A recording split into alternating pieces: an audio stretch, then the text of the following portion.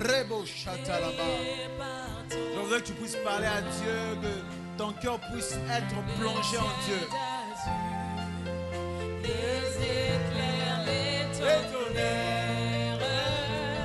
Oh, nous sommes ici pour toi, Jésus. Nous sommes ici pour toi, Seigneur. Pas pour un homme. Sois élevé, Jésus. Oh Dieu Tout-Puissant, nous sommes ici pour toi, Seigneur. Tu es si grand, tu es élevé au-dessus de notre dictionnaire. Tu es plus grand que notre vocabulaire. Aucun mot de notre bouche ne peut te décrire tel que tu es. Tu es plus grand que nos problèmes. Tu es plus immense que la plus haute de toutes les tours. Tu dépasses l'intelligence des hommes. Seigneur, tu es un Dieu puissant. Avant que nous ne soyons sur terre, tu étais Dieu. Quand nous allons mourir et on va nous enterrer, tu resteras Dieu. Qui est comparable à toi? Rebo Sablavenas. Nous sommes ici pour toi. L'ancien des jours, le rocher des âges. Tout le monde est passé, toi tu es resté Dieu. Nous passerons, tu demeureras Dieu. Rabo Sebladenas. Tu es plus grand que nos comptes bancaires. Tu dépasses de loin nos pères et nos mères biologiques. Toi tu es le véritable, le seul roi qui ne change pas, éternellement assis sur le trône. Rababa c'était.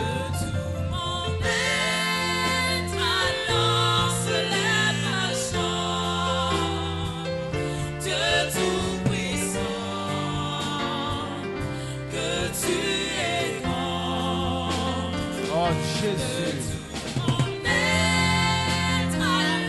Dieu dit de recevoir notre adoration ce matin. Dieu Tout-Puissant, que tu es bon.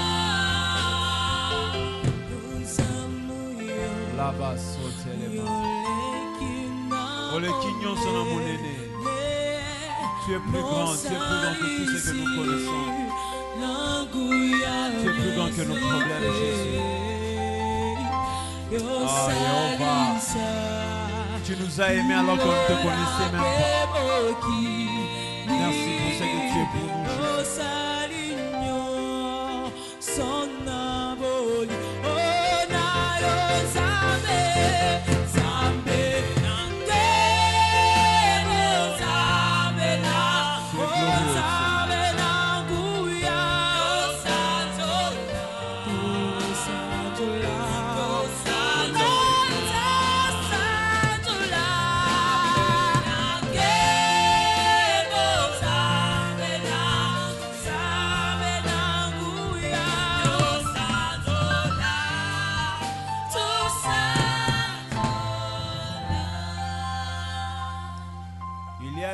passé un grand royaume. Dans ce temps-là, ce grand royaume était la plus grande puissance du monde. C'était comme les États-Unis d'aujourd'hui. Et ce grand royaume était bâti sur la sorcellerie, sur les prêtres, sur leur sacrificature. Ce grand royaume puissant par toute la terre, qui régnait sur tous les royaumes, était dirigé par un homme qu'on appelait Ramsès, le pharaon, un homme qui était traité comme Dieu. L'Égypte était puissante, jusqu'à ce qu'un jeune berger vienne et entre dans ce mur accompagné d'un Dieu bizarre. Ce Dieu s'est présenté à l'Égypte et tous les dieux de l'Égypte ont tremblé. La Bible déclare que lorsqu'il est entré en Égypte, il s'est assis sur l'Égypte. Je parle de Jéhovah Chikopokopo. Je parle de Dieu qui a frappé tous les rois. C'est lui qui a livré les rois d'Amalek. Il a pris Ramsès, il l'a englouti dans l'eau. Il a pris tous les dieux de l'Égypte, il les a frappés à domicile. Dieu les a frappés à domicile. Alors qu'il frappait l'Égypte, aucun de Dieu s'est levé pour sauver l'Égypte. Je parle de Jéhovah, le Dieu d'Abraham, d'Isaac et de Jacob, le seul qui ne passe pas. Il a ridiculisé les rois. Il a frappé des dieux. Aucun Dieu ne s'est tenu devant lui. Est-ce que quelqu'un peut acclamer le seul et l'unique, le maître de tous les temps?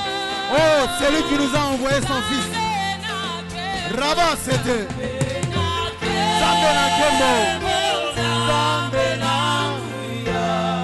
Est-ce que tu peux acclamer le Dieu vivant?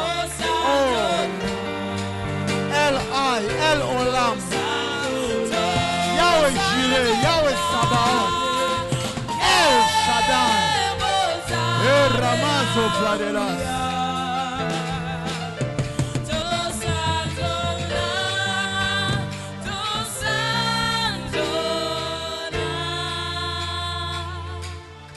C'est Dieu qui t'a aimé alors que tu ne le connaissais pas. Alors que tu étais vautré dans le péché, il a envoyé son fils mourir pour toi. Est-ce que quelqu'un peut pendant quelque temps élever sa bouche et élever ce Dieu puissant? Est-ce que tu peux élever ta bouche et parler à ce Dieu puissant? C'est lui qui t'a fabriqué, c'est lui qui t'a formé. Là-bas, sonnez-les, Braninas. Eragali, Branamagali. Erababa, Sotelema. Nous sommes ici pour toi. Nous sommes fiers de t'appartenir. Nous sommes fiers de t'appartenir.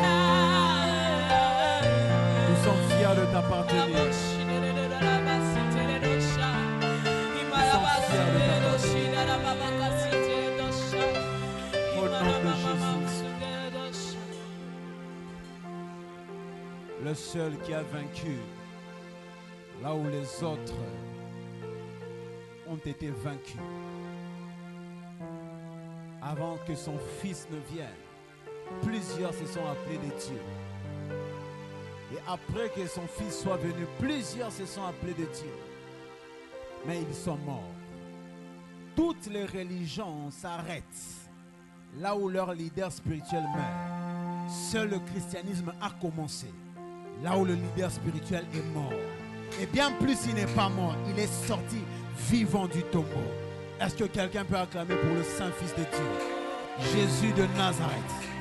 Jésus de Nazareth. Est-ce que quelqu'un peut acclamer pour celui qu'on a déposé dans la tombe et le troisième jour il est sorti lui-même? Est-ce que tu peux acclamer pour le Saint-Fils de Dieu, celui qui est assis à la droite de Dieu, qui ne passe jamais, celui dont le royaume est éternel? Son royaume ne passera pas à un autre. Il est le roi éternel. Nous t'acclamons, Saint-Fils de Dieu, Jésus de Nazareth. Nous t'aimons, notre roi. Oh, nous te prêtons allégeance ce matin. Ramasso de las. Au nom de Jésus. Amen. J'ai pas envie d'arrêter d'adorer Dieu. Je sens mon cœur brûler. Est-ce que tu peux acclamer le Seigneur alors que tu t'assois?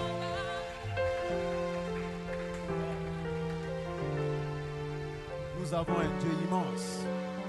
Nous avons un Dieu grand. Alléluia.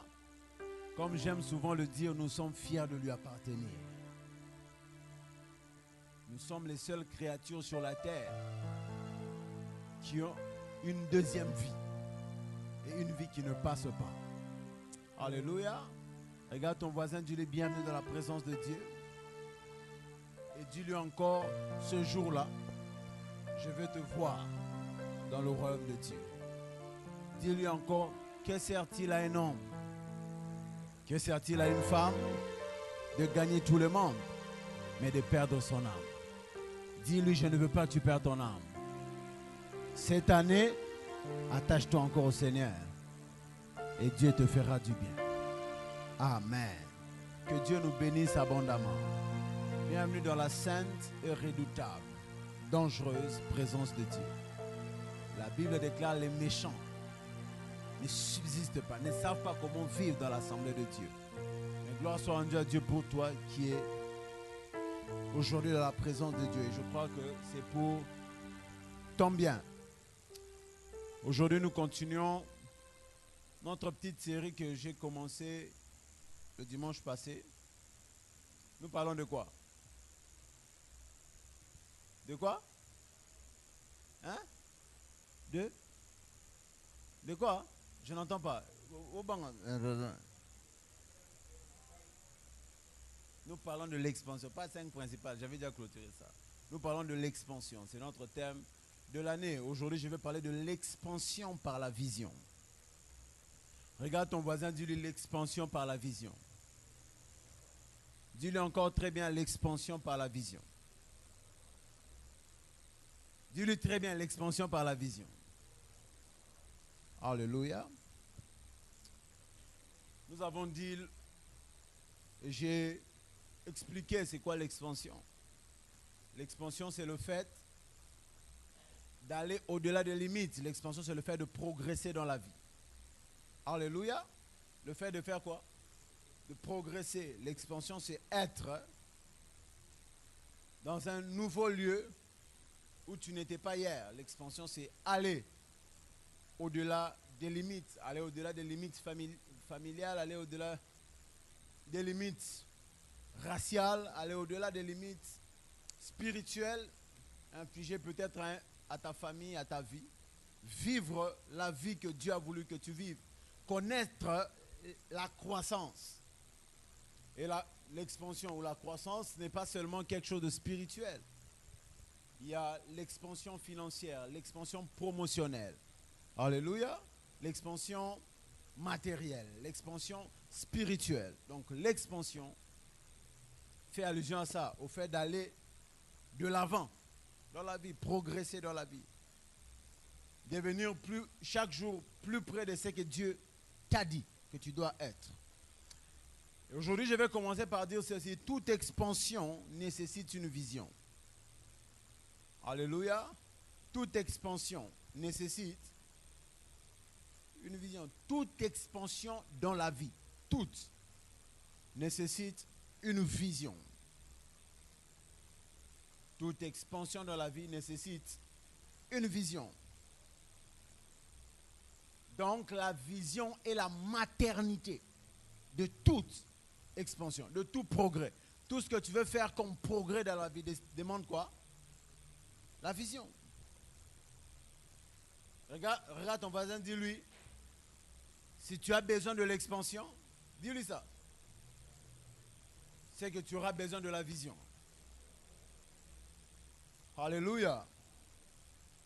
Peu importe le domaine de la vie où tu veux progresser, où tu veux connaître de l'exploit, sans vision, tu ne connaîtras jamais de progression. Alléluia. Je sais qu'ici, il y a des jeunes, il y a des gens qui travaillent, il y a des gens qui étudient encore. Il y a des gens qui n'ont pas encore présenté examen de l'État. Il y a des gens qui sont en train d'étudier. Le dimanche passé, quelqu'un est venu me voir me disant que non, la matière, est-ce que tout le monde va comprendre que la matière est dure, tout ça? Alléluia.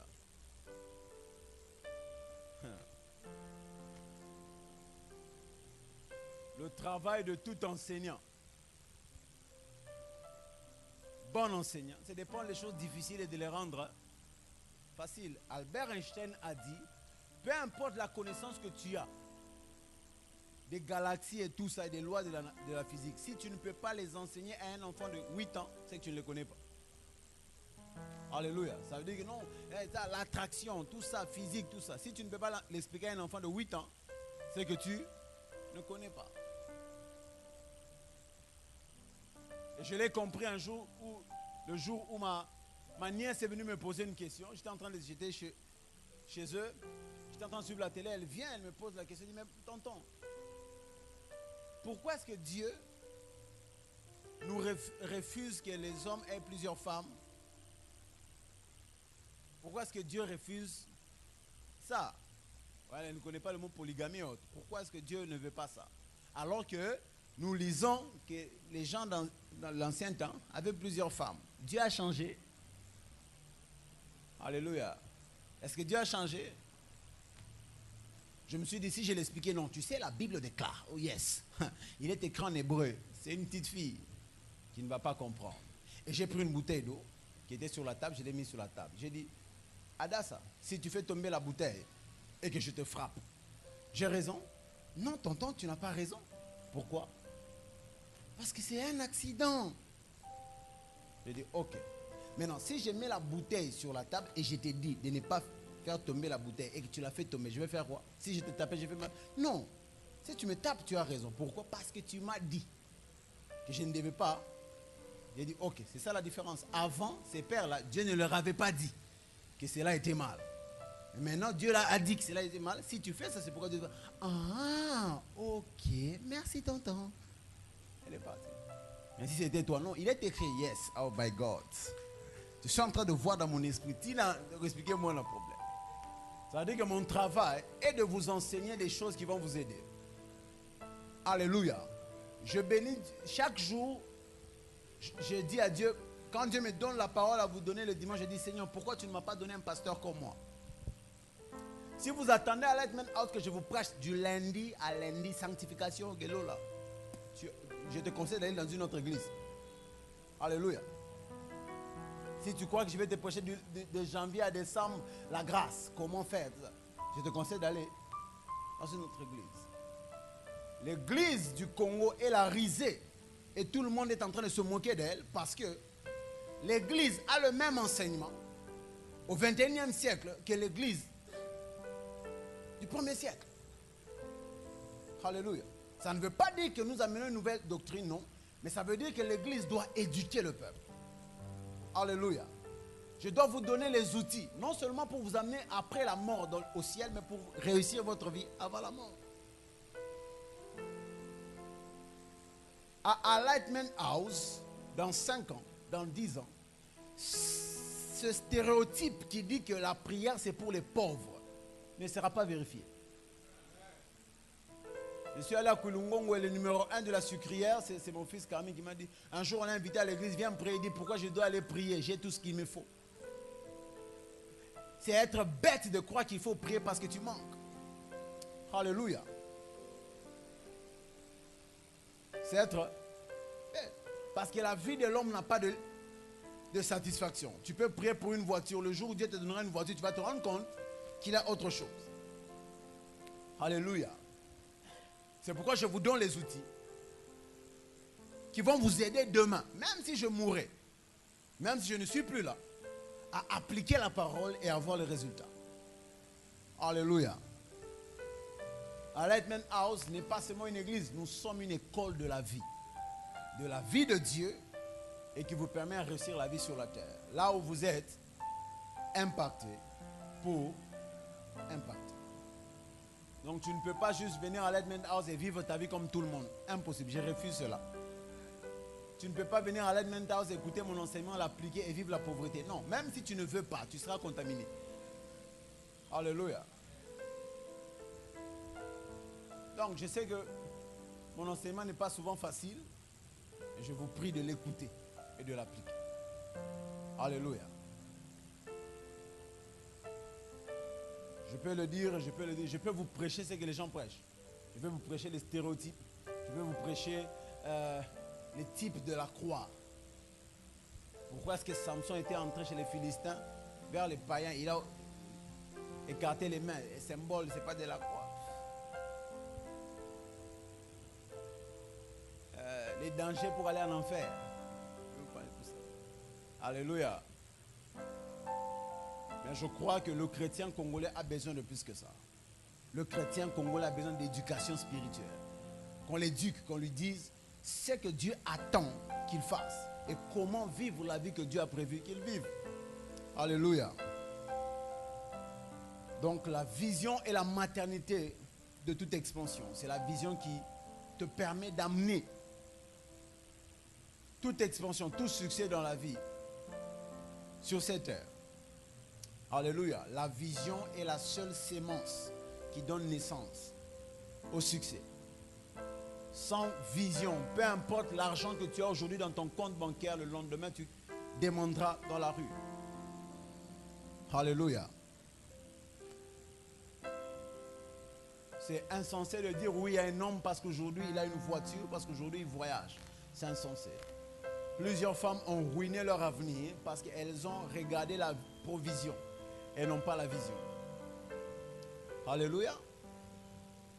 Et plusieurs femmes ont aussi détruit leur vie parce que tout simplement elles ont regardé la beauté la forme du garçon avant de regarder la vision de l'homme. Alléluia. Est-ce que je parle à quelqu'un?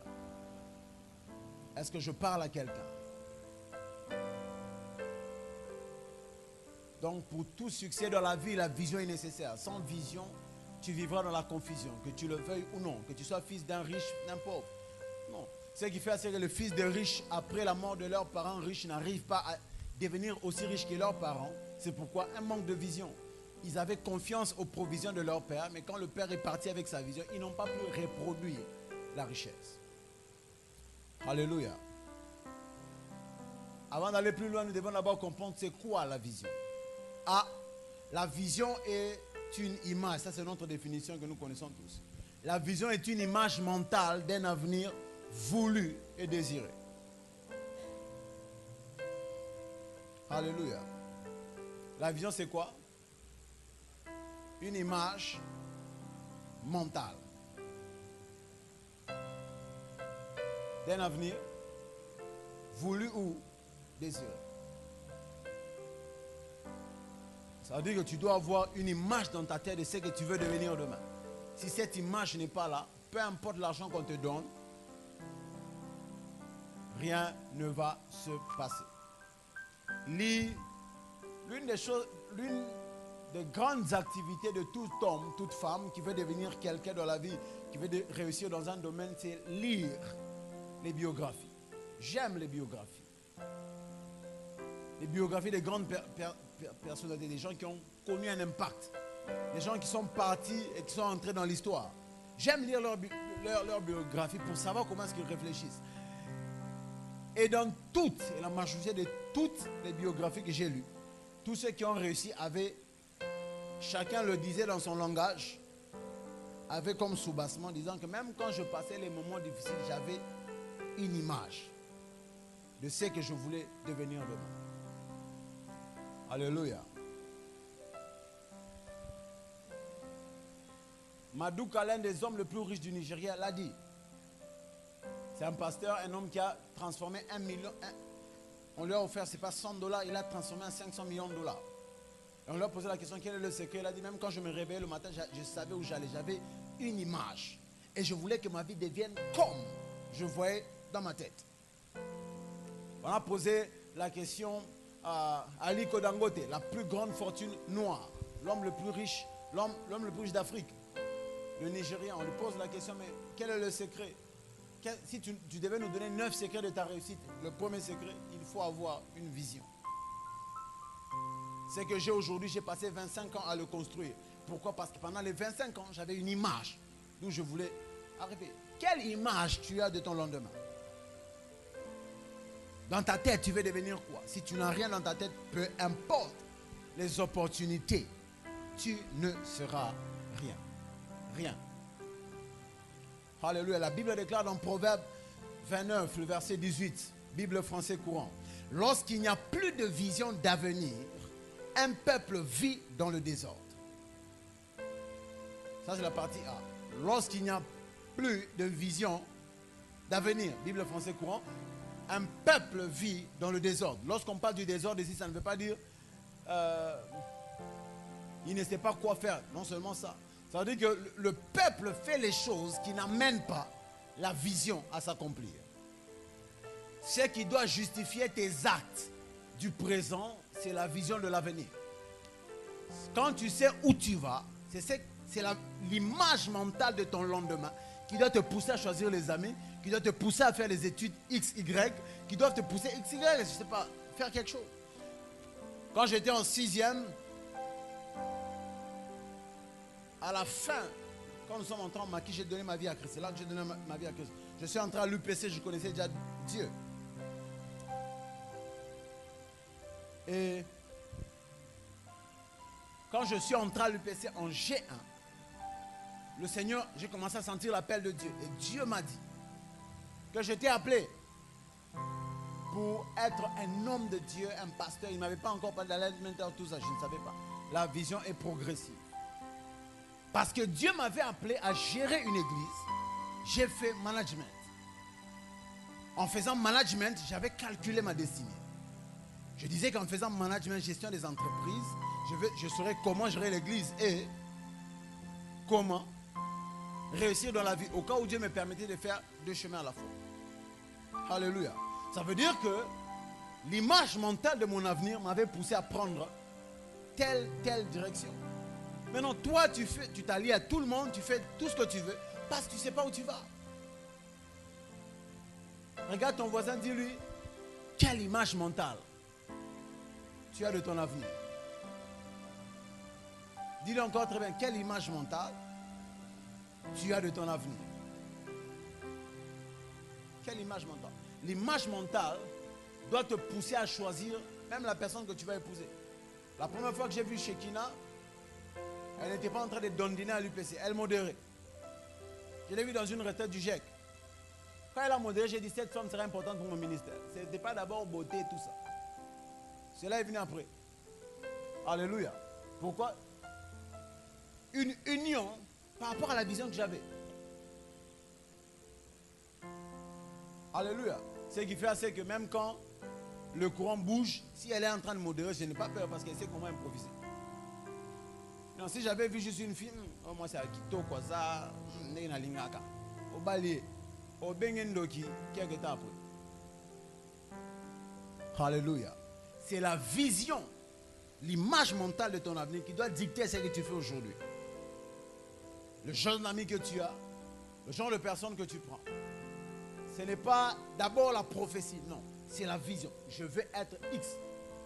Vous savez, moi je suis un prophète. Lorsque vous basez votre vie sur la prophétie, vous allez détruire votre vie. Vous devez d'abord vous-même savoir où vous allez. Alléluia. Savoir où vous allez. Que les prophéties viennent confirmer. Tu ne peux pas dire, je veux prendre une grande décision pour ma vie juste parce que tel prophète m'a dit, non. Quand vous lisez les Écritures, la Bible déclare, Paul arrive à Antioche, c'est un prophète vient. Alléluia. Quel prophète? Agabus. Agabus arrive. Il prend la ceinture de Paul et il se lie. Et en tombant par terre, il prophétise disant, voici comment est-ce que les Juifs vont enchaîner le propriétaire de cette ceinture. Le prophète a dit, voici comment on va t'enchaîner à Jérusalem par les Juifs. Et les anciens, les diacres de l'église sont venus voir Paul pour lui dire, ne va pas. Tu n'as pas écouté le prophète. Mais Paul a dit quoi? J'irai. Pourquoi? Parce qu'avant que le prophète ne vienne parler à Paul, Jésus lui était apparu lui disant, je vais t'envoyer vers les nations. Le prophète a vu qu'il était enchaîné par les Juifs. Mais quand vous lisez la Bible, ce ne sont pas les Juifs qui l'ont enchaîné, ce sont les païens, les Romains. Le prophète a menti? Non, il a vu, mais ce n'était pas exact. Donc, mon éclair, et ben là, la batouté, et ben là, c'est la Bible. Agabus a bêta libanate. À mon âme et à mon habienté.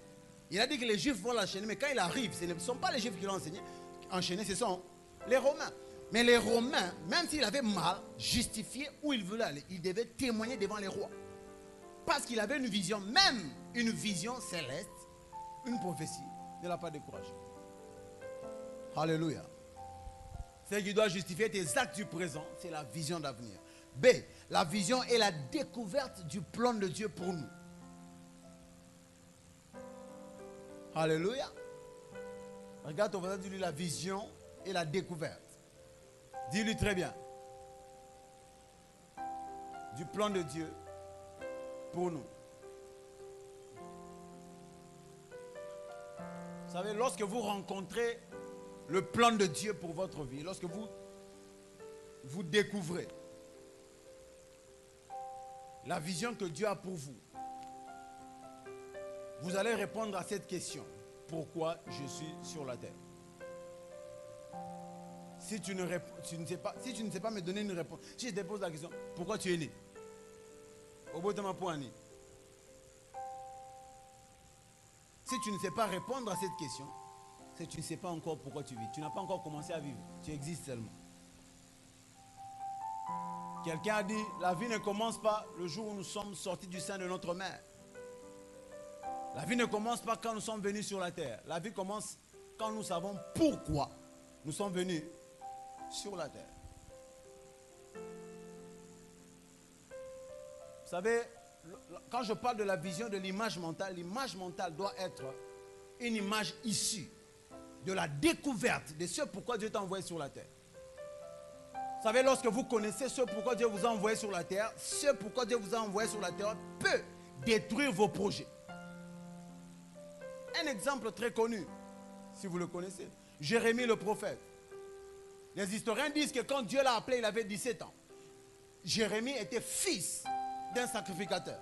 Ça veut dire que Jérémie était promis à être sacrificateur parce que la sacrificature passait du père au fils. Ça veut dire que toute sa vie, il se préparait à être sacrificateur. Jusqu'à ce qu'un jour, Dieu lui dise que ce n'est pas ça. Jérémie 1,5. Dieu vient et dit à Jérémie, même si tu es né dans une famille de sacrificateurs, avant que le sacrificateur ne te conçoive, moi, je te connaissais. Et je t'avais déjà établi prophète. Il était appelé à la sacrificature. Mais Dieu vient gâcher ses plans. Dieu vient faire quoi? Gâcher ses plans. Il y a des temps où Dieu viendra dans ta vie pour gâcher tes plans. Paul, l'un des hommes les plus brillants dans la religion juive. La Bible déclare lui-même, il est en train de dire, vous savez comment est-ce que j'évoluais plus que mes confrères dans la connaissance des coutumes de nos pères. Mais arrivé un bon jour, un gars là, qu'on appelle Jésus, lui a bouleversé la vie. Paul déclare dans Galates 1,15, il dit, quand il a plu à celui qui m'avait mis à part dès le ventre de ma mère. Il avait été appelé au ministère quand? Dès le ventre de sa mère. Il dit, quand il a plu à celui qui m'avait mis à part dès le ventre de ma mère, a révélé en moi son fils. Je n'ai consulté ni chair ni sang, je suis allé dans le désert. Maintenant, Dieu l'a appelé pour faire quoi? Pour prêcher l'évangile. Mais quand il est sorti du sein maternel, il a fait quoi? Il a combattu l'évangile. Ça veut dire que tu peux passer 30 ans de ta vie en train de combattre la raison d'être, ta raison d'être sur la terre. Jérémie est né, il se croyait sacrificateur jusqu'à ce que Dieu vienne lui dire, tu n'es pas sacrificateur, tu es prophète. Et quand vous lisez le ministère de Jérémie, il a été combattu par les sacrificateurs. Alléluia. Lorsque vous découvrez la raison, votre raison d'être sur la terre, c'est à ce moment-là que votre vie commence. Alléluia. La vision est ce qui assurera. La vision, quand tu comprends ce pourquoi tu es venu sur la terre, c'est ce qui assurera ton entrée dans l'histoire. Si tu ne découvres pas ce pourquoi tu es venu sur la terre, et si tu ne te bats pas pour accomplir la vision de Dieu pour toi, tu vivras comme tout le monde. Est-ce que vous savez que si Jérémie n'avait pas écouté Dieu et il était resté sacrificateur, on n'allait pas le connaître? Il allait juste rester comme un gars là. Jusqu'aujourd'hui, il est mort. On ne sait même pas où on l'a enterré, mais on continue à lire ses livres. Pourquoi? Parce qu'un jour, il a écouté Dieu, il a accepté la vision de Dieu pour sa vie, il a accompli. Si tu veux entrer dans l'histoire, la porte, c'est la découverte de la vision. Tu peux passer 60 ans de ta vie, tu es riche, tu as tout ce que tu as, mais à la fin, tu te rends compte que tu as perdu ta vie parce que tu n'as pas su pourquoi tu es venu sur la terre. Tant que tu n'as pas encore découvert ce pourquoi Dieu t'a envoyé sur la terre, tu n'as pas encore commencé à vivre. Alléluia. J'ai écrit découvrir la vision de Dieu pour ta vie et vivre pour l'accomplir est la porte qui te permet d'entrer dans l'histoire. Et la porte qui te permet d'entrer dans l'histoire. Si tu veux connaître un impact, tu dois au préalable savoir pourquoi tu es venu sur la terre. Regarde ton voisin, te demande pourquoi tu es sur la terre. Pose-lui encore, même s'il est fâché, pourquoi tu es sur la terre? Moi, je suis né pour enseigner la parole. Je suis né. Je suis né. Je ne suis pas né pour... Je suis sorti du sein de ma mère pour enseigner. Quand ma mère a donné naissance à Mama Lydia, elle s'est fait vacciner les choses des femmes là pour ne pas enfanter.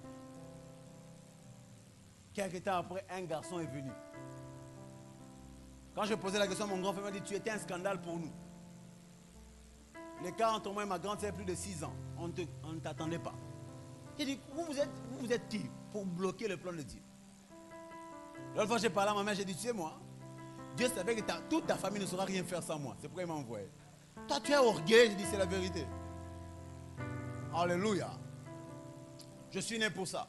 J'ai brillé à l'université. Quand je suis arrivé à la fin de l'université, j'ai voulu commencer le ministère. Toute ma famille, nous sommes passés depuis 3 générations. Ils ont refusé. Mais pourquoi toi tu es jeune? Tu ne peux pas être pasteur jeune comme ça. Tout le monde. Alléluia. Tout le monde. Même mon père spirituel qui est pasteur dit non. Tu dois travailler. J'ai dit non. Dieu m'a dit autre chose. On m'a compliqué à la famille. Jusqu'à ce que je commence le ministère et qu'ils voient le fruit. Qu'ils disent non, vraiment nous sommes fiers de toi. Continue. Alléluia. Ça veut dire que lorsque tu découvres le plan de Dieu pour ta vie, il y a même des gens qui sont tes amis, ils peuvent t'attaquer. Alléluia. Mais tu dois t'attacher à la vision. C'est la vision et comment tu te vois dans 5, 10 ou 20 ans.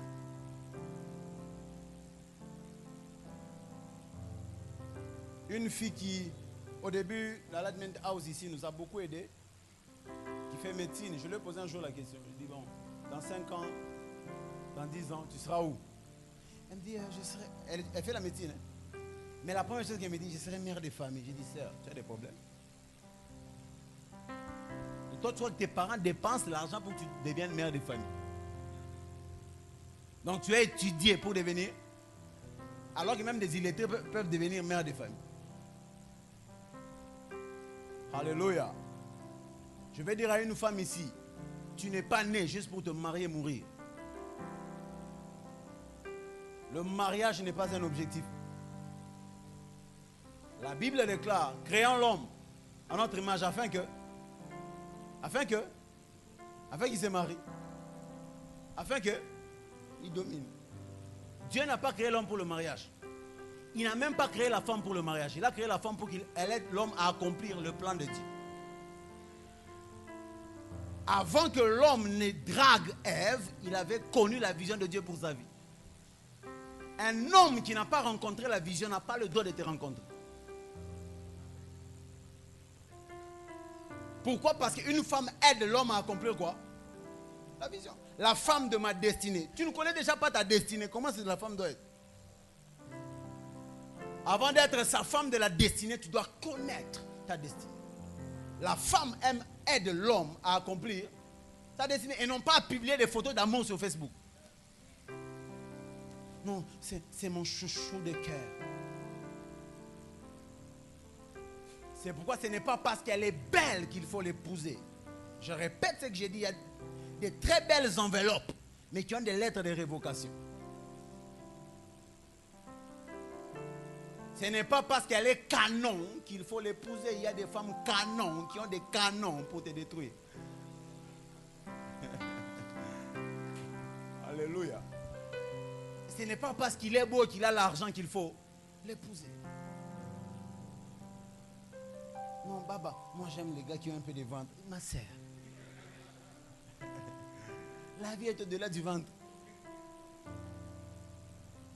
2 grands critères qu'une femme doit avoir dans sa tête quand elle est draguée par un homme. Au-delà de l'argent, au-delà de tout ce qu'il a. 1, qu'il connaisse Dieu. Un païen ne sait pas l'amour. L'amour c'est Dieu. Dieu est amour. S'il n'a pas connu l'amour, vous devez tomber amoureuse d'un homme qui est tombé amoureux de Christ. Un homme qui n'est pas contrôlé par Christ ne sera pas contrôlé par toi, même si tu vérifies ses messages. Alléluia. Il doit connaître Dieu, le craindre. Allô? Et 2, cet homme, après sa rencontre de Christ, doit rencontrer sa destinée. Un homme doit savoir où il va, même s'il n'a rien. Tu lui poses la question, bébé, dans 5 ans, tu rentres, dans 5 ans, je serai X, je ferai ceci. Je sais que tu vas m'aider. Mais toi, tu peux 5 ans dans la peau, toi, hein? Non, ça n'a pas de démarche déjà. Donc, il faut sur la Bible, mais pour vivre. Parce que même si tu deviens PhD ici, au pot, ça ne va pas. Moi, j'encourage les femmes à voyager. On va les draguer là-bas. Les hommes, battez-vous au Congo. Il y a plus d'opportunités pour réussir la vie ici qu'en Europe. Alléluia. Battez-vous. Il y a des gens qui se font 5 000 $ par mois ici. Battez-vous. Alléluia.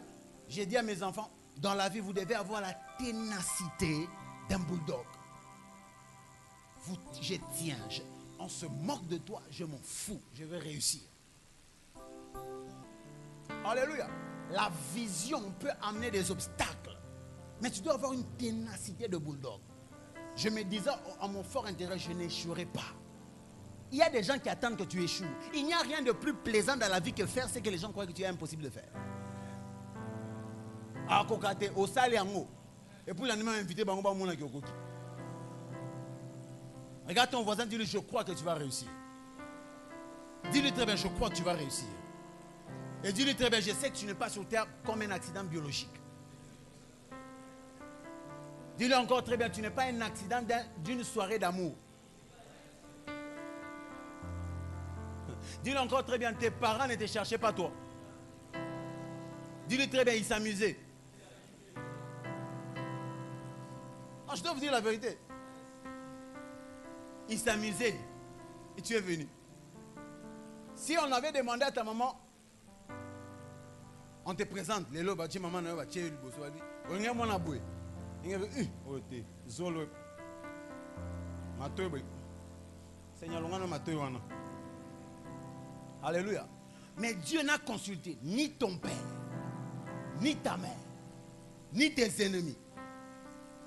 Avant que tu ne viennes sur terre, Dieu n'a pas consulté tes parents ni tes ennemis.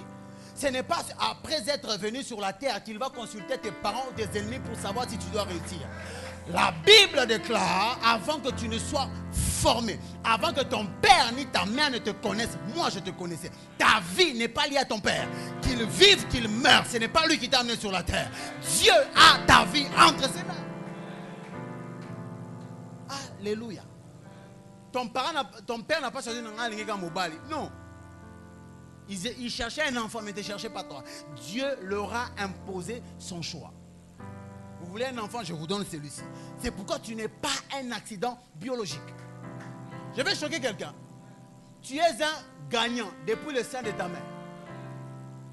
Tu as battu en course de... La vie est une course d'endurance. La vie après la naissance est une course d'endurance. La vie avant la naissance est une course de vitesse. Regarde, on va dire lui, de tous les spermes, tu es le plus rapide. Allô? Tes millions de frères sont restés, tu les as vaincus. Tu n'es pas n'importe qui. Oh. Peu importe ce que les parents ont dit, avant que même ta mère ne sache qu'il y avait une bataille, tu as vaincu tous tes frères, ils sont morts. Ils sont morts comme des spermatozoïdes. Mais toi, tu es né. Tu les as vaincus en vitesse. Ce n'est pas sur la terre que tu vas échouer. Si sur 70 millions, toi seul est venu, tu n'es pas le fruit d'un accident. Tu es un programme préparé de Dieu avant que tu ne naisses. Dieu te connaissait. Alléluia. La biologie ne va pas. Alléluia. Il y a des choses qu'on doit vous dire. Ça va vous choquer, mais on doit vous dire la vérité. Lorsqu'on dit que tu es plus que vainqueur, ça veut dire tout homme sur terre est vainqueur. Mais toi, tu es plus en Jésus-Christ. Aucun homme qui a donné sa vie à Christ est un candidat à l'échec. Aucun. Aucun. Tu peux passer, peut-être tu as passé 40 ans, 50 ans, 20 ans de ta vie comme un échec. Cela s'arrête aujourd'hui. Tu n'es pas n'importe qui. Tu n'es pas n'importe qui. Tu n'es pas n'importe qui. Je sens une rage en moi. Tu n'es pas n'importe qui. Même si ton compte bancaire est zéro, même si tu n'as pas de compte bancaire, même si dans ton MPC il n'y a pas d'argent, tu n'es pas n'importe qui. C'est ce que tu vois qui détermine ce que tu es. Si tu te vois comme un échec, attention que moi na likango on a programme en ça. Alors si vous êtes en mariage, vous avez un programme, tu n'es pas un accident. Même si tu es né avant le mariage, l'acte était un péché, mais tu n'es pas un péché. Alléluia.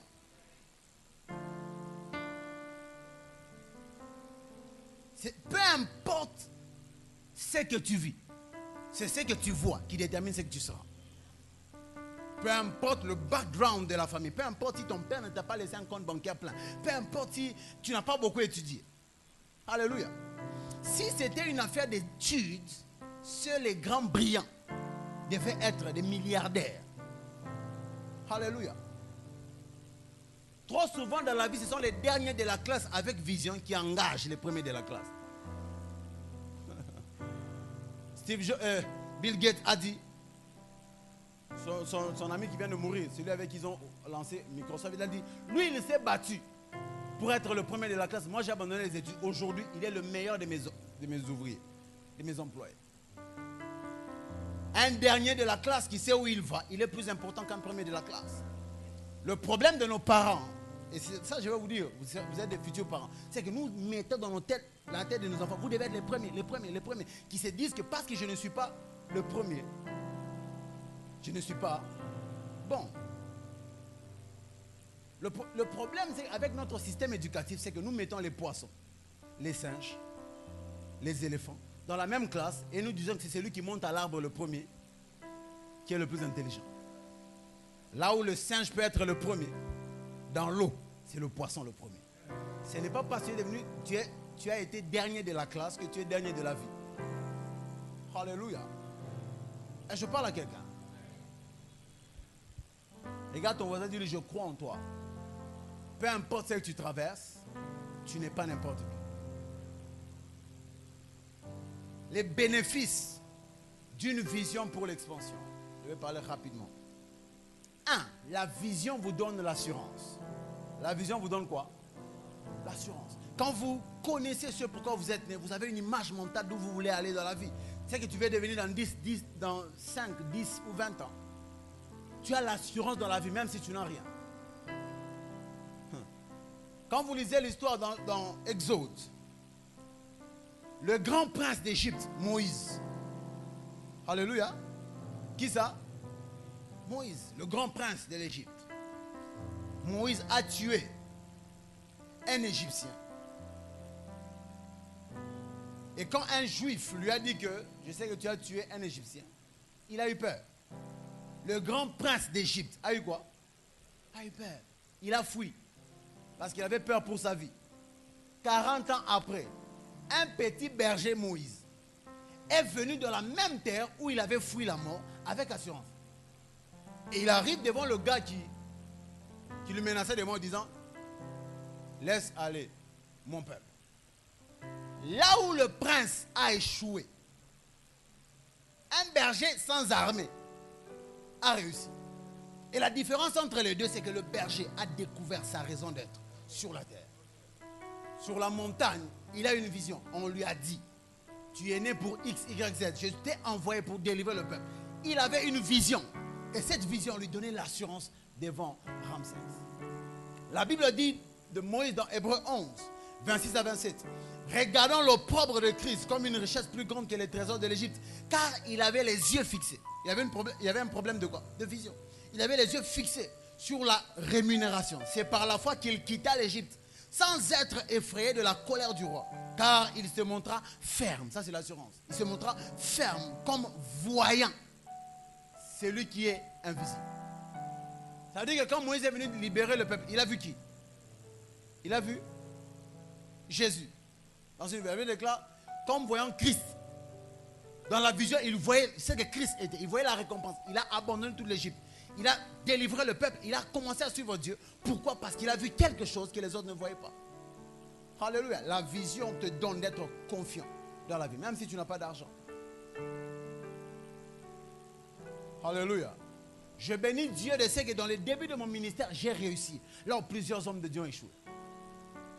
Alléluia. Une sœur est venue me voir. Je donne souvent ce témoignage. Chaîne en train de modérer. Après, elle vient me voir. À ce moment-là, je n'avais pas d'argent. Je devais lancer le ministère. Je n'avais pas d'argent. Elle me dit, si tu dis, pourquoi seulement elle qui modère? Je dis, parce que c'est ma future femme. Non, prophète. Si tu fais à ce qu'elle ne modère plus, je vais commencer à donner $700 par mois dans le ministère. À ce moment-là, j'avais toutes les raisons de refuser à Sheila. Quand elle m'a dit ça, j'ai senti en moi une voix qui m'a dit, si tu ne veux pas être un homme de Dieu impudi qui couche avec les filles pour l'argent, n'accepte pas. Ayant la vision de ce que je devais venir, j'ai dit à la soeur, écoute, que ça soit la première et la dernière fois que je te vois dans mes actions, je te chasse. Alléluia, je te chasse. Pourquoi? La vision. Je savais où j'allais. Quand tu sais où tu vas, personne ne peut te manipuler. Personne. Plusieurs d'entre vous ici, vous avez peur de vous lancer dans les... Il y a des hommes qui ont peur de se marier, des femmes qui ont peur de faire le commerce. Il y a des gens qui ont peur de faire des choses parce que vous ne savez pas ce à quoi Dieu vous a appelé. Vous n'avez pas de vision. Un ami m'a dit, toi, je lui dis, mais tu es appelé, tu as l'onction, tout ça. Pourquoi tu ne commences pas le ministère? Il me dit, mon cher, tout le monde n'est pas comme toi.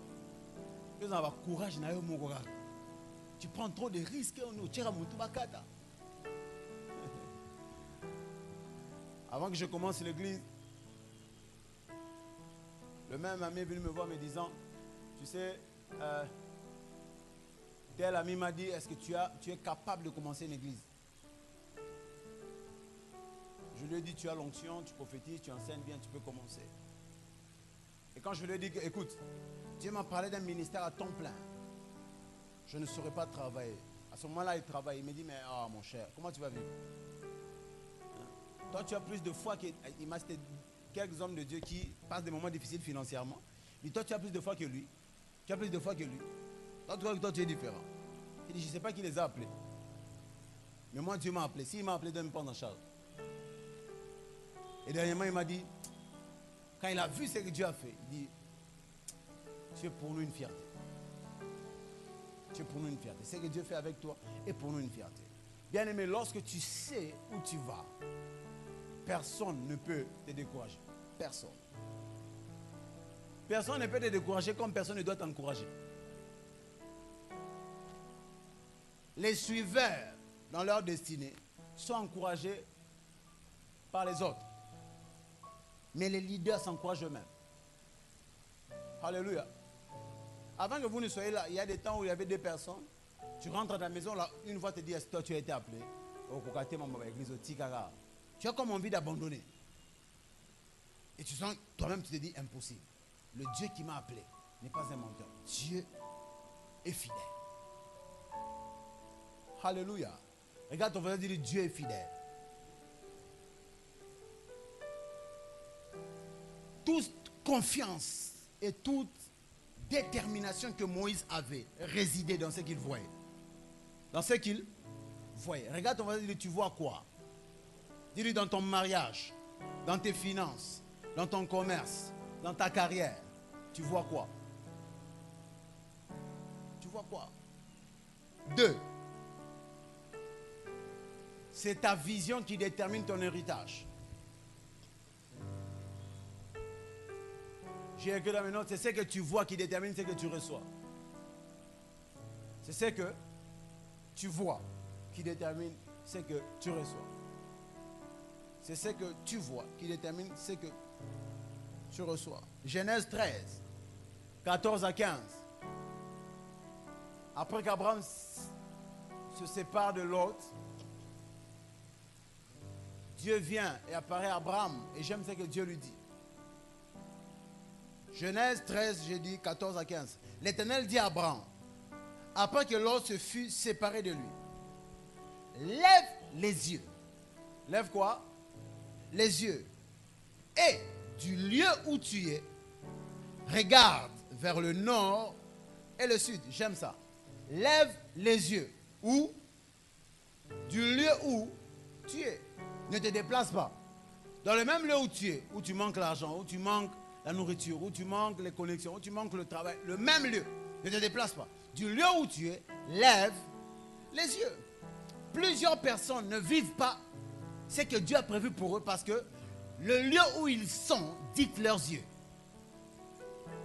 Je vais aller où? Natangate, je vais aller où? Papa Sabouete, je vais aller où? Moutouana Salangamabe, je vais aller où? Quand les autres et ceux qui t'entourent déterminent ce que tu vois, tu n'iras jamais au-delà de ce que tu vois. Toute expansion est liée à la vision. De là où, lève les yeux et du lieu où tu es, regarde vers le nord et le sud, vers l'orient. Fais quoi? Regarde. vers l'Orient et l'Occident. Il s'élève, il regarde, il regarde, il regarde. Nord, sud, est, ouest, il regarde. Et Dieu ne s'arrête pas là. Dieu dit, car tout le pays que tu vois, je le donnerai à toi et à ta postérité pour toujours. Regarde au nord, au sud, à l'est et à l'ouest. Mais ce n'est pas ce que tu regardes que je te donnerai. Mais le pays que tu vois, c'est celui que je te donnerai. C'est ce que tu vois qui détermine ton héritage. Même avec Dieu. Même si Dieu t'a dit, yo robonga na vie. Kobonga, ça veut dire quoi? Si yo robonga, ça ressemble à pirogue. Nzamba appelle ce pirogue. Alléluia. C'est tout ce que tu vois. Dieu ne peut pas te donner beaucoup plus d'eau que ne peut contenir ton récipient. C'est pour nous, Vieza, à Balio, au Gouffana na Bakongo. Bosumagaba, Basafu, Bakwanga. C'est ce que Dieu va te donner. Alléluia. Ce n'est pas ce que tu regardes que Dieu te donne, c'est ce que tu vois. Alléluia. Ce qui fait, c'est que mes enfants qui sont souvent avec moi, je leur dis, quand nous passons dans Nzela, tout le monde est cher. Ceux qui sont avant pour faire rater vie. Est-ce que tant qu'il y a un bon, nous tournons aux amis. Mais je lui dis ça pourquoi? Pour élargir sa vision. Tu dois regarder le Burj Al Arab Hotel. L'hôtel, le seul hôtel 7 étoiles du monde. Je dois dormir dans ce. Je mon gars. Attention, l'autre il va démon. Au moins là, il a. Dans un hôtel, le seul hôtel 7 étoiles. Il y a le seul hôtel que il y a à Konabino. Hôtel Faraja. Et ça va. Regarde ton voisin, vois grand. C'est ce que tu vois qui détermine ce que tu reçois. Un exemple très concret. On va parler de tout le texte. Genèse 40, 5 à 19, vous allez lire ça à la maison. C'est l'histoire de les chansons et du panetier. Les chansons, c'est qui? Quand on dit les chansons, dans la Bible, quand vous lisez les chansons, les chansons, c'est qui? C'est lui qui sert le vin au roi. Le panetier, c'est le boulanger du roi. Le panetier va écouter. Alléluia. Ces deux gens, ces deux personnes, tous les deux servaient le roi. Un jour, ils étaient dans la même prison, dans la même cellule. Ils ont les deux reçu des songes la même nuit. Les deux personnes ont reçu l'interprétation de la même personne, mais l'une a été promue, l'autre a été tuée. Pourquoi? Parce que l'autre a vu sa mort, mais l'autre a vu sa promotion. Même s'il dormait au même lieu, c'est ce qu'il voyait qui détermine ce qui serait demain. Alléluia. Vous pouvez dormir avec tes frères, avec tes soeurs sur le même lit. Mais c'est ce que vous voyez qui détermine où vous serez. Alléluia. Je parle à quelqu'un. Vous pouvez être dans la même église, alors que je prêche comme ça, tu es en train de voir, Seigneur, je dois vraiment aller. Ah, vraiment. Maté, c'est le mot m'a passé. Ah, je dois élargir ma vision. Là, je suis en terre. Ndakala wana na sambo ndeni. Je suis en terre, la vision. Vinini. Vision. N'a pas souki ne boyo, yo ba malembo ni. Alléluia. Nous sommes dans la même église. Mais l'avenir dépend de ce que tu fais de l'enseignement. Nous sommes la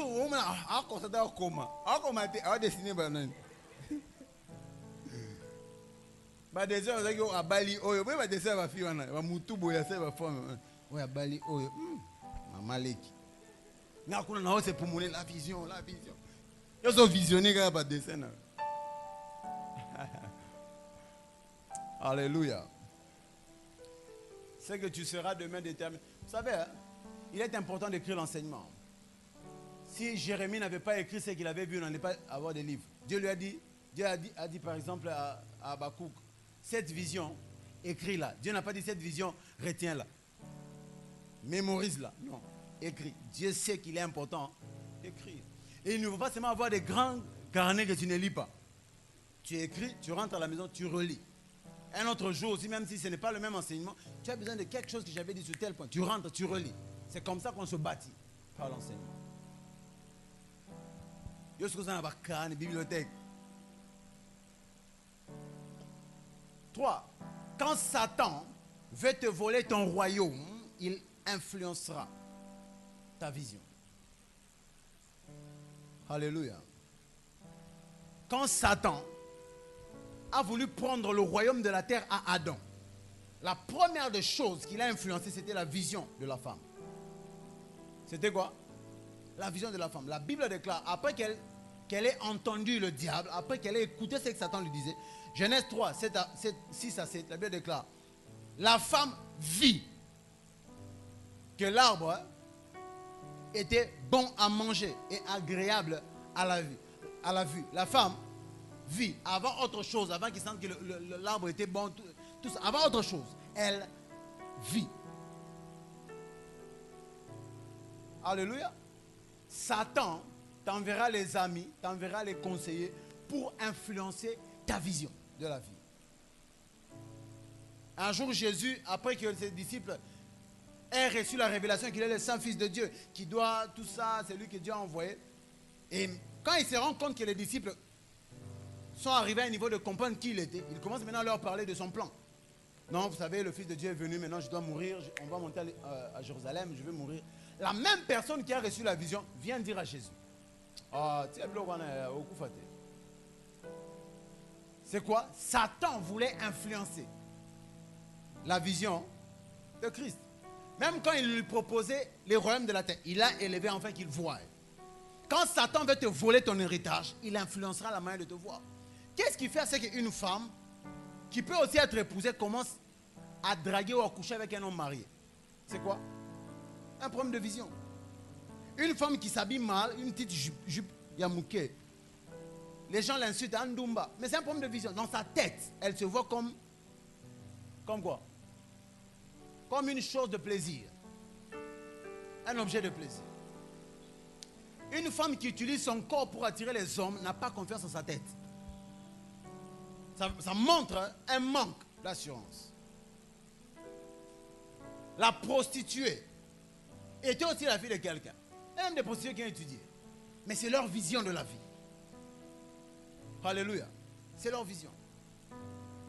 Pourquoi? Parce que quand Satan veut chercher à détruire ta vie, il influencera la manière dont tu te vois d'abord. C'est la première des choses. C'est comment tu te vois et ce que tu vois qui détermine ce que tu reçois. Avant qu'il ne les amène au péché, il a dit à la femme, Dieu sait que le jour où vous en mangerez, vous serez comme lui. Comme lui. Adam et Ève n'avaient pas cherché à être comme Dieu parce qu'ils étaient déjà créés à l'image de Dieu. La première tentation que Satan a amenée à Christ, il lui a dit quoi? Dans le désert, si tu es fils de Dieu, fais quoi? Pourquoi est-ce qu'il lui a dit ça? Il voulait voir s'il avait l'assurance de ce qu'il a dit. Ça, c'est comme tout le monde en sait. Non. Parce que Jésus a été amené dans le désert après le baptême. Et au baptême, une voix a dit quoi? Voici mon fils bien-aimé, en qui j'aimais. Maintenant, lui, il vient après, il lui dit, si tu es réellement le fils de Dieu, Satan attaquera la vision de comment tu te vois, avant de te voler autre chose. Je parle à quelqu'un. Ça veut dire qu'une femme qui dit que non, je dois coucher avec lui avant le mariage pour le garder, c'est la preuve qu'elle n'a pas confiance en elle. C'est un problème de vision. S'il te demande couche avec moi avant, ça veut dire que lui-même a un problème de vision.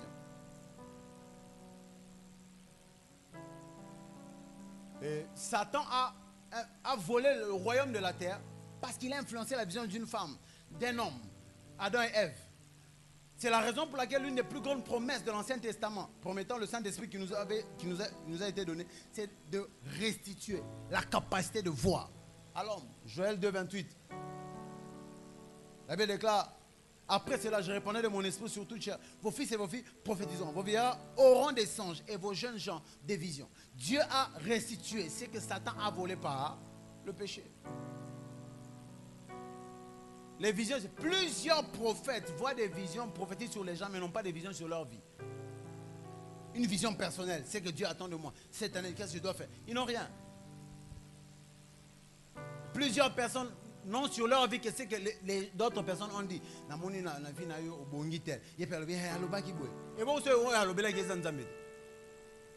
Allô? Non, tel prophète m'a dit que il faut qu'il y ait un or.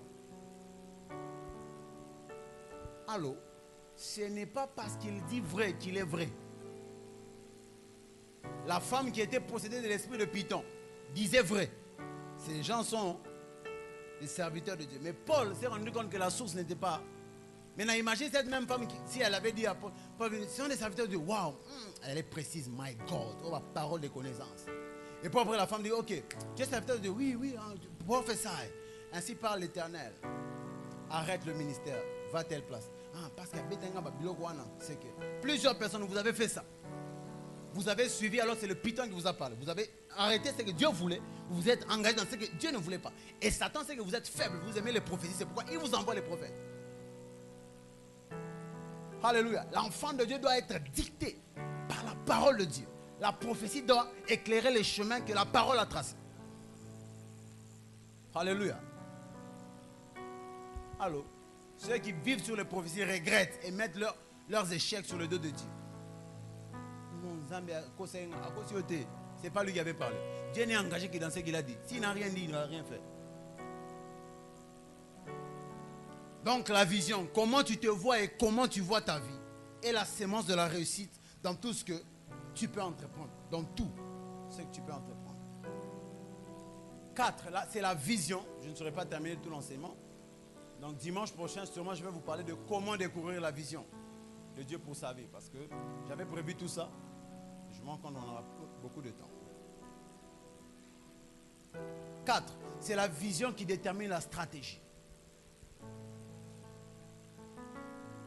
C'est la vision qui détermine la stratégie. Regarde ton voisin, dis-lui, tu as besoin de stratégie. La stratégie, c'est quoi? Vous n'avez pas besoin d'écrire ça. La stratégie, c'est la partie de l'art militaire qui consiste à préparer, à diriger l'ensemble des opérations d'une guerre. Ça, c'est la définition du dictionnaire. La stratégie, c'est une conduite, une manière d'opérer. Job 7.1, la Bible déclare, le sort de l'homme sur la terre est celui d'un soldat. Ça veut dire que l'homme sur la terre a quoi? Est un soldat. Ça veut dire qu'il est appelé à vivre la guerre. Regarde ton voisin, dis-lui, du berceau au cercueil, la vie est un combat. Et il te faut des stratégies. Dis-lui, il te faut des stratégies.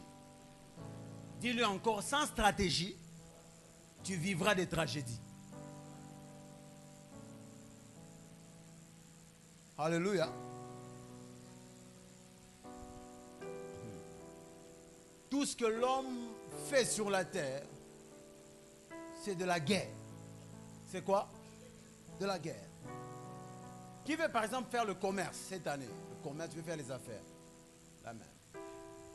Par exemple, si tu veux vendre les beignets, tu sais combien de gens ont besoin de vendre les beignets? Tout près de l'endroit où tu veux mettre tes beignets. Tu sais combien de gens veulent vendre les mêmes produits que toi? Tu n'es pas le seul, tu n'es pas la seule. Déjà ici, il y a 4. Imaginez bien ce place Mongo. Ça veut dire qu'il y aura quoi? La guerre. La concurrence, c'est la guerre. Et ce qui fait vaincre, qui donne à un homme de vaincre dans la bataille, ce n'est pas seulement la force, c'est la stratégie. Un exemple très clair dans l'histoire, et ça a aussi été rendu à la télé, le film 300. Vous connaissez le film 300? C'est l'histoire du roi grec Léonidas. C'est une histoire vraie. Bon, ça, ils ont ajouté des choses, mais j'ai déjà lu l'histoire. Les Spartiates, c'était parmi les guerriers les plus puissants dans la Grèce antique. Et ils étaient restés, Bon, on va dire 300, mais avec 300, c'était moins de 300. Et le roi Xerxès est venu parce que le roi Léonidas avait tué son père dans l'histoire. Et Assyrus ou Xerxès est venu après combattre la Grèce pour venger son père. L'histoire dit qu'il avait plus de 100. Le film dit 1 million de gens, mais c'était plus de 100 000. Ils étaient nombreux. Et Léonidas n'avait que moins de 300 personnes. Et ces gens qui venaient contre lui étaient des milliers et des milliers. Vous savez ce qu'il a fait? Comme il connaissait la Grèce plus que eux tous, il est allé attendre l'armée d'Exercès au milieu de 2 grandes montagnes. Donc les grandes montagnes faisaient comme un tunnel jusqu'à eux. Et eux, ils se mettaient au fond. Bon, pour entrer à Sparte, il fallait passer par les 2 montagnes. Les 2 montagnes étaient comme... Et vous savez l'importance du tunnel? C'est que même si vous êtes 100 000, vous ne pouvez pas vous tous entrer 100 000 personnes. C'est que vous et ils vont commencer à vous tuer petit à petit. Et le roi Xerxès s'est rendu compte qu'il perdait la bataille, même si il avait les éléphants, il avait toute la grande armée. À la fin, Léonidas a été tué parce qu'un traître est allé dire au roi Xerxès que tu pouvais contourner les montagnes. C'est comme ça qu'on l'a vaincu. C'est-à-dire, s'ils étaient restés là, Léonidas allait vaincre la bataille. C'est-à-dire que le problème, ce n'est pas la force, c'est la stratégie. Pourquoi est-ce que, alors que Goliath marchait contre David, David courait? Dieu a envoyé une stratégie. Parce que plus une chose est grande, moins elle devient souple. Pour battre Goliath qui est plus puissant, il faut être plus rapide que lui. C'est pourquoi? Parce que c'est scientifiquement prouvé. Ce mouton a 2 mètres à se déplacer plus lentement que quelqu'un qui a... Quel est le plus grand dribbleur? Pas d'aujourd'hui. L'histoire. Maradona. Le deuxième? Messi. Pas Ronaldo. Messi. Pourquoi? Parce qu'ils sont argentins? Non. Parce qu'ils sont courts et on appelle ça la vélocité. Parce qu'ils sont courts. La petite taille leur permet de courir rapidement. Les deux. Les joueurs courts sont souvent les meilleurs dribbleurs. À cause de quoi? Leur corps leur permet de se déplacer rapidement. Les gens élancés sont souvent les meilleurs défenseurs. Pourquoi? Parce que leur masse leur permet de peser. Je parle à quelqu'un. Ça, ce n'est pas la Bible qui va vous enseigner ça. Alléluia. Vous comprenez? C'est-à-dire qu'il faut les stratégies. Dans la vie, même quand tu étudies, même quand tu fais quoi que ce soit, il faut avoir des stratégies. Des stratégies.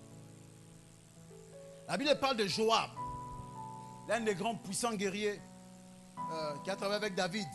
1 Chronique 19, le verset il avait déclaré, Joab vit, ça c'est la vision. Il vit qu'il avait à combattre par devant et par derrière. Il choisit sur toute l'élite d'Israël un corps qui l'opposa aux Syriens. Ça veut dire qu'il vit que la bataille était dure devant et derrière. Et il a fait quoi? Il a changé de stratégie. Maintenant, toi, ça fait au 21e siècle, tu as les mêmes stratégies que tes parents. Comment tu vas réussir?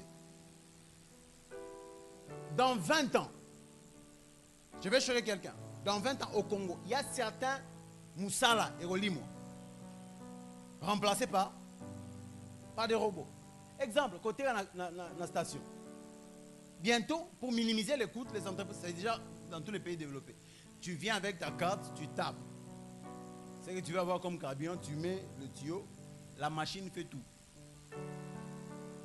Allô? Ça veut dire que bientôt là, il y a ma mission là et aussi là, des jobs qui vont disparaître. Maintenant, tu ne peux pas étudier aujourd'hui les mêmes choses et croire que la vie avance. Non, tu dois prendre en compte le fait que la technologie, les choses avancent.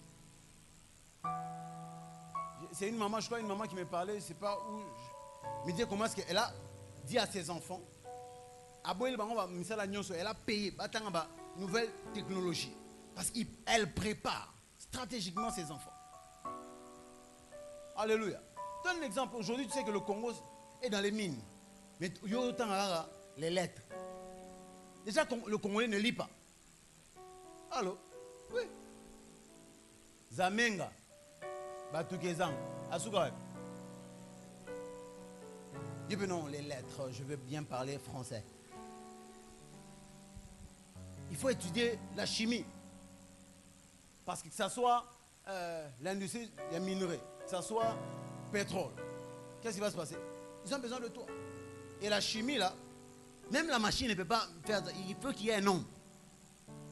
Vous devez penser stratégiquement. Tu ne peux pas être une journaliste, je ne sais pas qui, aujourd'hui, comme il y a 2 ans. Non. Il faut avoir des nouvelles stratégies. Même le genre de femme que tu veux épouser doit être lié à ta stratégie. Il ne faut pas épouser juste une femme pour rien. Je vais dire à quelqu'un, ne sois jamais ami à tes amis pour rien. Non.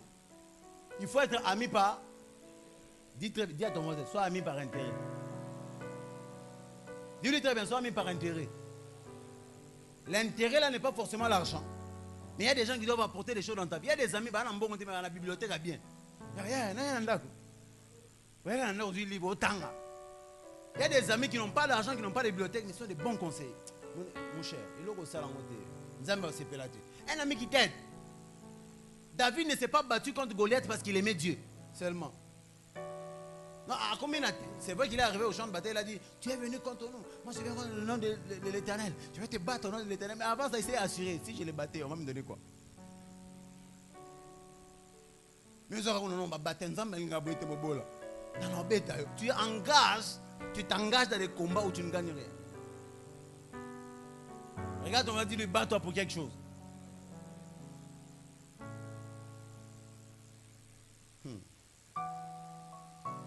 Et tu as besoin de vision. Si tu sais où tu vas, tu sauras quoi faire. Alléluia. C'est le marin qui sait où il va, qui sait comment orienter son bateau, peu importe si le flot de la mer se déchaîne. Alléluia. Le flot de la mer, tu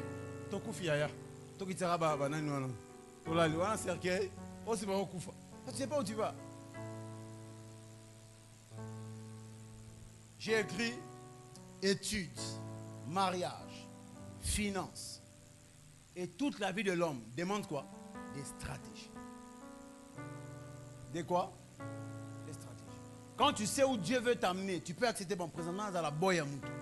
Mais c'est pour un temps. Tu sais où tu vas. Mais jusqu'au bout, moi qui bébé boy. Bébé on fout de l'eau loyer. Alléluia. Pourquoi est-ce que la prostitution est le travail le plus ancien, le plus vieux métier? Parce que c'est le métier des faibles, des femmes faibles, des hommes faibles qui croient que c'est le corps qui va leur nourrir. Et quand elle aura 50 ans, elle sera vieille, personne ne viendra. Elle va se tuer. Il faut investir dans vos têtes et devenir meilleur. Alléluia. Si tu es belle et que ta beauté t'attire les hommes, assure que ce soit un homme qui sait où il va. Alléluia. Mes soeurs, est-ce qu'il y a des femmes engagées ici? Engagées. Levez les mains. Pas mariées, engagées. Je viens de vous engager. Il faut que arrêter. Ça me prend ma balle à la bine. Pour le réclamation dans le magasin. Cette année, avant le 31, quelqu'un te trouvera. Ça, je parle à une femme. Si tu crois en cela, avant la... Oh, bon, c'est gagné. Ne soyez pas comme la sœur Wando. Wando, il faut être clair. Pour celles ou ceux qui sont engagés, vous devez être durs envers vos conjoints, c'est pas qui. Les amener à devenir meilleurs. Alléluia. Vous ne pouvez pas, il est payé 600 dollars. Pour résumer le maï. Il dit, chérie, merci pour les 600, j'aime beaucoup tes 600. Waouh. C'est 6 avec 2 zéros. Mais tu peux faire 6 avec 3 zéros, bébé. Allô? Le pousser. Je dis, non, papa. Oh, waouh. Quand il est venu, j'ai sorti comme le vent. Vous allez manger le vent. Et puis, frère, il peut dire, non, papa, Dieu m'a appelé.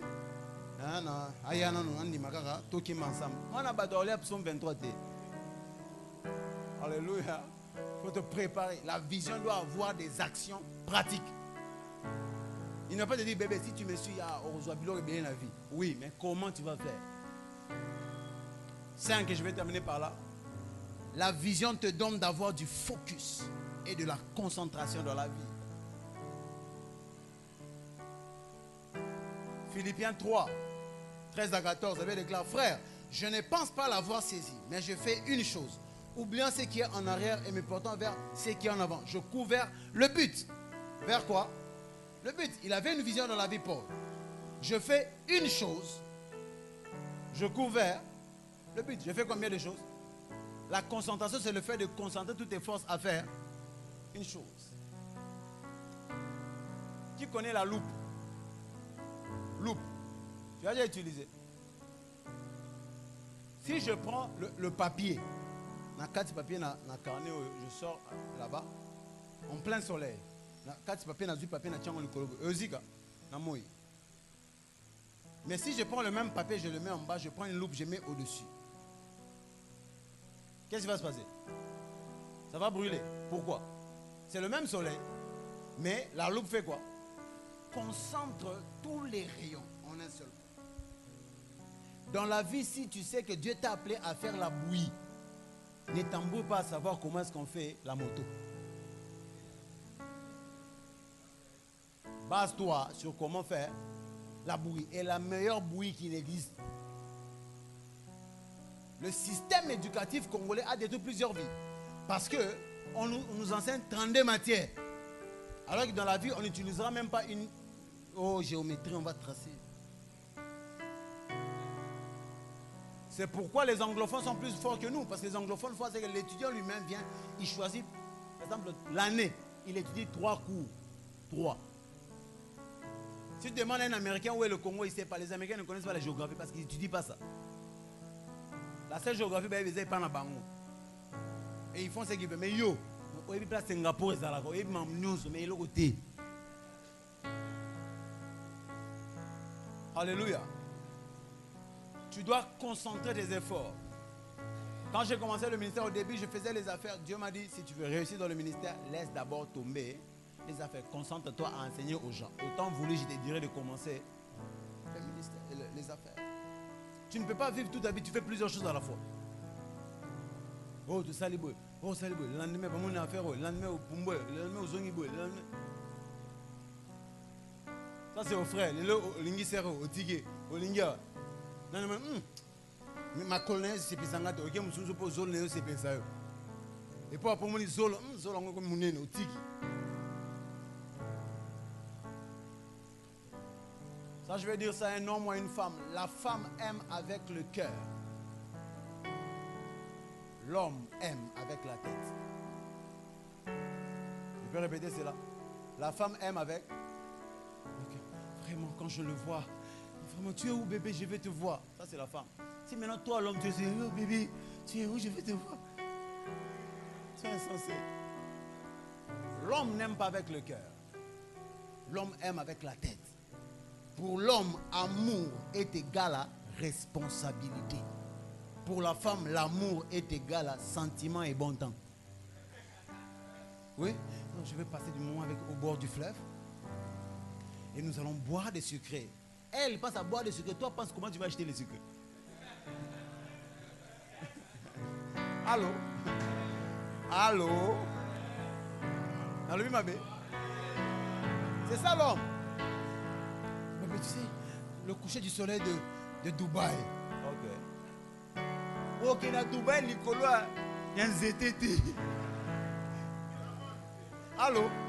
L'homme se décide. Ok, bébé, je travaille pour t'amener là. La femme doit avoir des grands désirs, l'homme doit se battre pour les accomplir. Maintenant, tu ne peux pas aimer ta femme avec vraiment bébé, toi, bonjour, je t'aime, mon amour. Rien n'est féminin. L'homme aime. Pour l'homme, c'est la responsabilité. Bébé, tu es où? Tu es rentré à la maison? Ok, c'est bon, on se voit demain. Je t'aime, je t'aime. Elle rentre tard, pourquoi tu rentres tard? Même si elle est chez elle, ma femme sait ça. Même quand elle était chez elle, tu es où? Il est 21h, tu ne dois pas être en dehors de la maison. Rentre. L'une des choses, je vous ai dit la fois passée, quand vous draguez une sœur et vous voulez l'épouser, draguez aussi sa mère. Draguer qui? Tout vrai beau-fils, c'est draguer la belle-mère. Au lieu qu'il y ait une belle famille de maman, papa, moi, où est salité? Belle-mère, comme ça. Voilà, combattre une belle-mère, on combat un gars. On prie à Koufa. Oh, assassin. Alléluia. Sois un ange. Maman sait que Moussou Sanini. Quand tu arrives, bonjour maman, tu sens bon. Papa, fin de Mickey avec Chinois, no Tchango, no Kondanda, Batonio, comme Bambou, ma toilette, solo. Papa, Mickey, no Tchango, pi.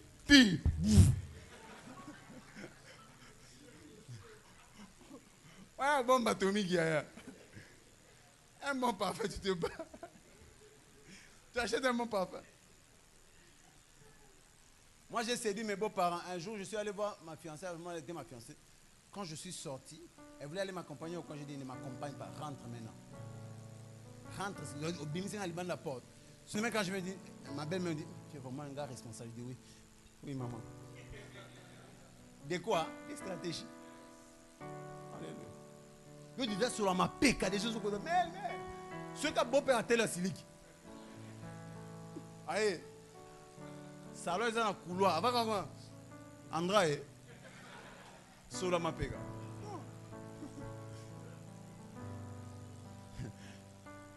Tu dois avoir du focus. Même quand tu lis les livres qui t'aident à devenir meilleur dans ton domaine. Concentre tes savoirs dans ton domaine. Si Dieu t'a appelé à être pasteur, sois le meilleur pasteur qui ait jamais existé. Si Dieu t'a appelé à être le prophète, sois le meilleur prophète qui ait jamais existé. Si Dieu t'a appelé à être femme d'une autorité politique, sois la meilleure femme. Lis comment est-ce que les premières dames se comportent. Allô? Si tu sais que Dieu m'a appelé à être une femme, parce que toutes les femmes ne sont pas appelées à être les femmes des pasteurs. Dieu peut t'appeler à être la femme du futur président. Comment être? C'est la raison pour laquelle vous devez connaître la vision d'un homme avant de l'épouser. Si c'est que Dieu m'a appelé dans la politique, comme mon fils Babi, tu es sa femme, tu dois apprendre comment est-ce que les femmes, les premières dames se comportent. L'histoire des premières dames. La femme de Kennedy était comment? Quelle est la femme la plus préférée? Michel. Michel avait plus de succès que son mari. Même quand vous suivez les comptes Instagram, elle a plus de suiveurs que son mari. Comment est-ce qu'elle a fait pour être aimée? Elle s'habillait toujours bien. Tu te prépares à tout ça. Qui vit? Ah, bébé, comment moutouana? Comme on a battu, bébé, combien fidèle, non? Il faut te préparer à cela. Allô? Pardonnez-moi. Je vous ai trop choqué. Tenons-nous debout, on va clôturer. Dimanche, je vais parler de comment reconnaître, comment découvrir la vision de Dieu pour sa vie. Quelqu'un a été béni aujourd'hui? Élève ta voix et parle au Seigneur. Dis à Dieu, Seigneur, parmi les 5 points, donne-moi à être focus dans ma vision. Donne-moi, Seigneur, à découvrir très tôt la vision de ma destinée. Donne-moi, Seigneur, à devenir meilleur dans mon domaine. Donne-moi, prie le Seigneur. Je ne sais pas quel domaine dans lequel tu as besoin de voir Dieu agir. Mais élève ta voix et prie le Seigneur. Demande à Dieu de t'aider à devenir le meilleur dans ton domaine. À devenir une personne qui connaît l'expansion par la vision. Est-ce que quelqu'un peut élever sa voix et prier le Seigneur? Rabba solelega chandologosia. Ruko telemandra telia. Je vais entendre une femme de vision, un homme de vision élever sa voix et parler à Dieu. Prie pour ta vie, prie pour ta destinée. Que Dieu t'aide à devenir meilleur. Que Dieu t'aide à avoir une vision claire sur laquelle tu te consacres. Rababa shelelebosa. Mandelelebosa ya. Salamama, c'était. Dans cette atmosphère, tu prends ton offrande.